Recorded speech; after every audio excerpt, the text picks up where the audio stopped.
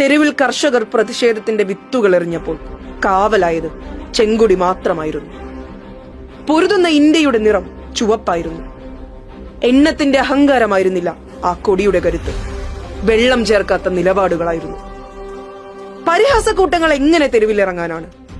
നിലപാടുണ്ടോ നവ ഉദാരവൽക്കരണത്തിനെതിരെ, കമ്പോളവൽക്കരണത്തിനെതിരെ, കോർപ്പറേറ്റുകൾക്കെതിരെ? വിദർഭയും മറാഠ്വാഡയും സംഘപരിവാറിന്റെ സൃഷ്ടിയല്ല. ആസിയാൻ കരാറും സംഘപരിവാറിന്റെ സൃഷ്ടിയല്ല. ഇന്ത്യൻ സമൂഹവും സമ്പദ് വ്യവസ്ഥയും ജനാധിപത്യവും ഇന്ന് അപകടത്തിലാണെങ്കിൽ കുപ്പിയിലെ ഭൂതത്തെ തുറന്നുവിട്ടത് കോൺഗ്രസ് തന്നെയായിരുന്നു. ഇടതുപക്ഷം അന്നേ പറഞ്ഞിരുന്നതാണ്. അന്നവർ വികസന വിരോധികളെന്ന് മുദ്രകുത്തി. വിണ്ടുകീറിയ കാലുകൾക്ക് താങ്ങായി ഇനിയും ചെങ്കൊടിയുണ്ടാവും.